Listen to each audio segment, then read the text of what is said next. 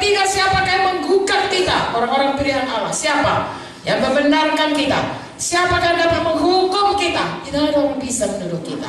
Dekat saja dengan Tuhan. Apapun kata setan, kita lebih dari orang menang. Kristus Yesus mana mungkin? Yang telah mati, bakal lebih lagi. Mana mungkin Tuhan Yesus menggugat kita? Sayangnya pun dia luar biasa. Yang telah bangkit, yang juga telah mati dulu sebagai Allah, yang malah jadi pembela bagi kita. Tahu saudara, Yesus mati bagi kita, Yesus bangkit bagi kita, supaya oleh kebangkitannya kita semuanya bangkit bersama Dia. Kita semua menang melawan setan. Segala kuasa sudah di bawah kakinya, supaya kita yang tubuhnya ini, kita yang anak-anak juga menang melawan setan. Tidak ada hak setan lagi atas kita. Dan kemudian naik ke sorga, duduk sebelah kanan Allah Bapa, memerintah dan jadi pendoa syafaat, menjadi pembela kita. Dia imam besar, dia pembela kita, dia pendoa syafaat sama kita, dia gembala kita. Betapa baiknya Tuhan itu. Dan dia Tuhan kita, dia penebus kita. Haleluya. Kalau sudah begitu diberikan Tuhan, mengapa kita bimbang? Haleluya. Mari tatap masa depan bersama dengan Tuhan, lebih dari orang yang menang. 35. Siapakah akan memisahkan kita dari kasih Kristus? Penindasan, kesesakan, penganiayaan, kelaparan, ketelanjangan, atau bahaya, atau pedang. Satu pun tidak bisa memisahkan. Tadi ayat 28 berkata, kalau itu datang, maka semua jadi kebaikan. Seperti ada tertulis, oleh karena Engkau kami ada dalam bahaya maut sepanjang hari, kami telah dianggap sebagai domba-domba sembelihan. Orang yang mau mengikut Tuhan pasti mengalami aniaya.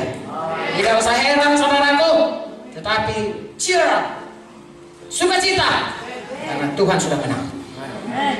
Yohanes 16:33, amin. 37, tapi dalam semuanya itu, semua baca, tetapi dalam semuanya itu kita lebih daripada orang yang menang oleh Dia yang telah mengasihi kita. Tuhan Yesus sudah menerima semuanya. Oh, hukuman dosa. Tuhan Yesus sudah mengalahkan setan. Tuhan Yesus sudah membijak setan. Itu semua untuk kita. Haleluya. Sekarang kita berkata dalam nama Yesus, setan harus tunduk. Lalu kita berkata dalam nama Yesus, Bapa, genapi janjimu, diberikan Tuhan kepada kita. Dari malam kita berkata dalam nama Yesus, siapa yang percaya lahir baru semua. Haleluya. Lebih dari orang menang. Haleluya. Ayat 38, 39, supaya kita tahu saudaraku, jangan pernah kita tidak menggenapi apa yang dikatakan oleh Kejadian 1, 28 tadi, berkuasa di bumi ini. Inilah yang bisa menipu kita, membohongi kita, yaitu setan, iblis semuanya, ya, yang bisa saudaraku memberikan tipu daya, yang bisa menggoda kita dan bisa menyeret kita keluar dari jalan Tuhan. Tapi janji Tuhan ini tidak ada yang bisa memisahkan kita. Kita harus lebih dari orang yang menang. Coba baca saudaraku, bagaimana ayat 38 ini berkata, sebab aku yakin, apa sayang? Keyakinan iman kita bahwa, perhatikan, baik maut maupun hidup, baik malaikat-malaikat maupun pemerintah-pemerintah, baik yang ada sekarang maupun yang akan datang, baik kuasa-kuasa, baik yang di atas maupun yang di bawah, ataupun segala sesuatu makhluk lain, tidak akan dapat memisahkan kita dari kasih Allah yang ada dalam Kristus Yesus Tuhan kita. Dengan kata lain, apapun tidak bisa memisahkan kita. Saya dan saudara, mari maju terus dari satu kemenangan kepada kemenangan berikutnya. Kenapa kita ada di dunia ini? Karena ada maksud Tuhan dalam hidup kita. Oleh karena itu, jangan begini, lihat yang dekat-dekat, lihat tatap ke depan.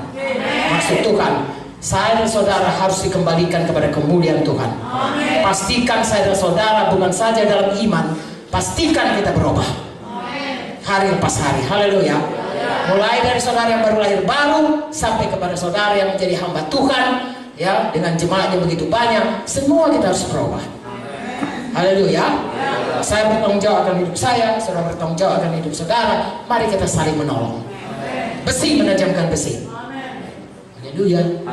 Seperti semalam cerita Kak Joyce, pengalaman itu, kalau ada orang menasihatkan kita, walaupun kita pemimpin, mau mendengar, rendah hati, mau berubah, terima kuasa Tuhan. Haleluya. Lalu kemudian yang kedua tadi, saudaraku, selain kita berubah, Kita harus punya banyak anak yang buah yang kekal bagi surga. Haleluya. Yohanes 15 berkata, buah yang tidak batang yang tidak berbuah dipotong, tetapi kalau kita berbuah makin lebat lagi. Kuncinya kita lengket kepada Tuhan. Hari ini kita tahu itu semua berarti kita itu harus dekat dengan Tuhan, selalu penuh Roh Kudus, harus patuh.